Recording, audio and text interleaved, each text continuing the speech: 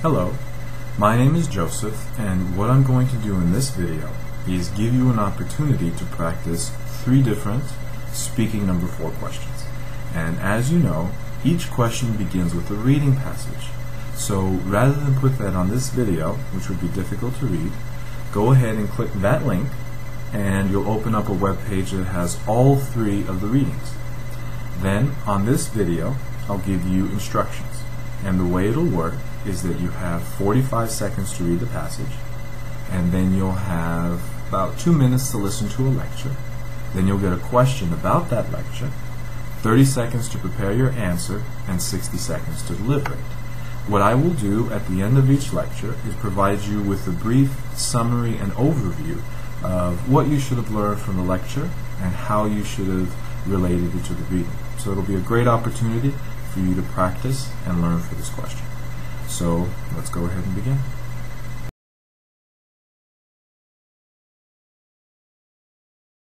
Listen to a lecture in a business class.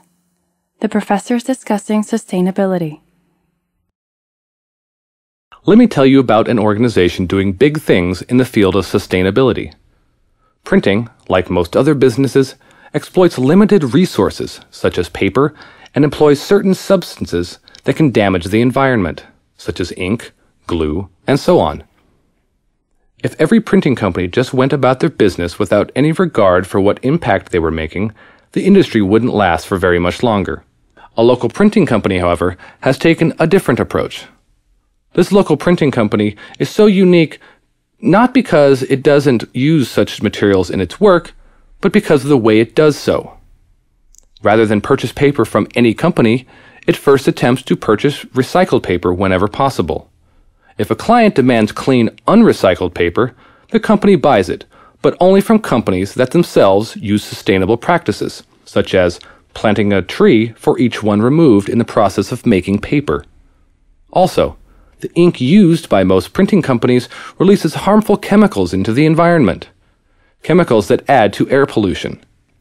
This company reduces its environmental footprint by taking advantage of vegetable oil-based inks that release almost no toxic substances into the air, and that are themselves made from sustainable companies. The glue used to attach papers to produce books isn't itself as bad as the effect it has on the recycling process.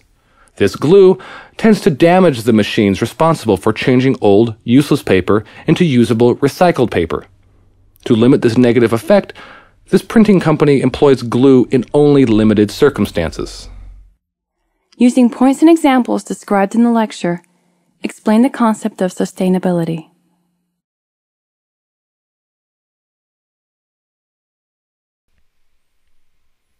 Great, we finished it.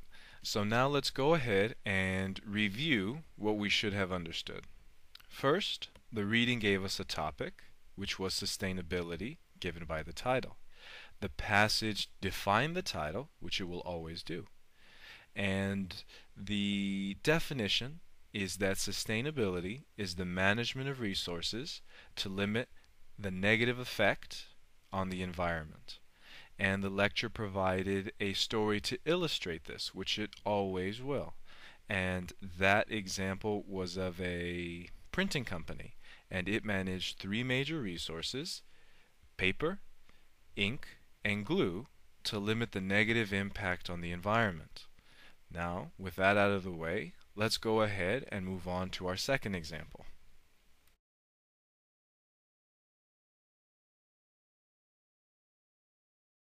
Now, listen to a lecture in a psychology class. Let me begin our discussion on this topic by telling you what happened to a friend of mine about a week ago. My friend Bill is a computer programmer. He's actually a fantastic programmer. But like most programmers, he spends the majority of his time behind a computer screen and not in front of other people. In other words, he's downright scared of big groups of people. So, you can imagine how he felt when his boss asked him to deliver a speech to the company about its new software applications. He was terrified. He prepared for his speech as much as he could and delivered it in front of a group of about 100 people. By the way, I was there in the audience when he was giving his speech, as support. Well, I was blown away. You would have never guessed from the speech he delivered that he was afraid of big groups. He actually seemed comfortable and confident. But when I talked to him after the speech, he felt that people saw him as the exact opposite. He thought everyone could tell he was incredibly nervous and scared.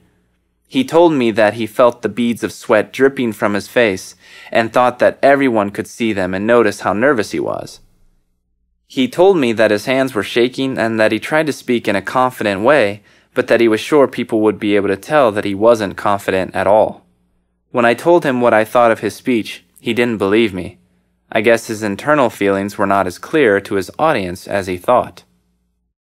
Explain the concept of illusion of transparency using the example discussed in the lecture.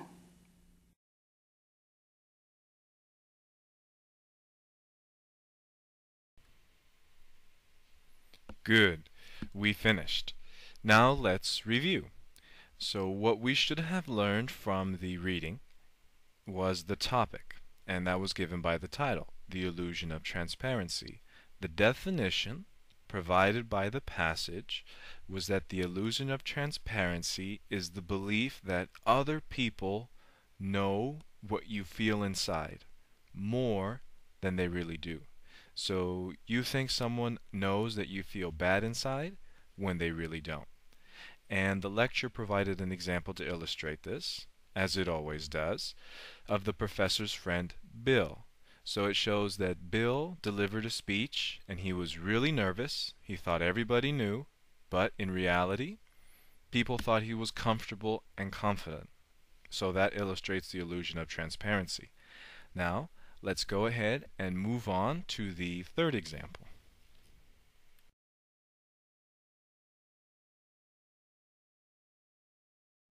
Now, listen to a part of a lecture in an architecture class. Okay, so in Kingston, Australia, about 20 years ago, a power plant responsible for providing electricity to the city was closed down. Within a few short years, it became nothing more than a burden for the community. It was a useless expanse of brown bricks and abandoned space, until a few architects had a bright idea. You see, the city had been planning to build a new museum for years. However, each of the submitted plans called for construction of an entirely new structure, and the estimated expense of each was far more than the community could afford. In 1990, a proposal to use the abandoned power plant for the new museum was submitted. The city decided to go with this plan because its budget was the only one within the city's limits, and it was a great success. Each floor of the old power plant was left largely untouched because each contained enough space for up to 16 art galleries, so there was no need for modifications. And the white walls and unfinished wood floors were also left untouched, since this plain atmosphere helped emphasize the art being displayed, and most artists love the look of their art against these plain white walls. One major component of the power plant that took up almost 500 feet of floor space was removed, and the huge space left over was converted into a dramatic entrance for the new museum. A new glass ceiling was added so that this large, austere space could be flooded with natural light during the day, which created an incredible entrance for guests. Now, explain adaptive reuse by using the example of the power plant provided by the professor.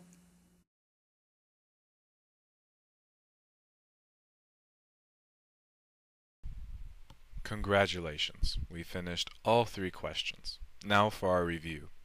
The topic was adaptive reuse, and the passage defined this as changing an old building to meet a new useful purpose. And the passage gave an example of an old, useless power plant and how it was changed into a new, useful museum. So I hope you learned something, and if you did, we have plenty of more help on the website where you'll find video tutorials and some example answers to help you. And if you like what you see and what you hear, go ahead and check out some of our products. I'm sure you'll find them useful. Either way, good luck in your studies, and thanks for watching.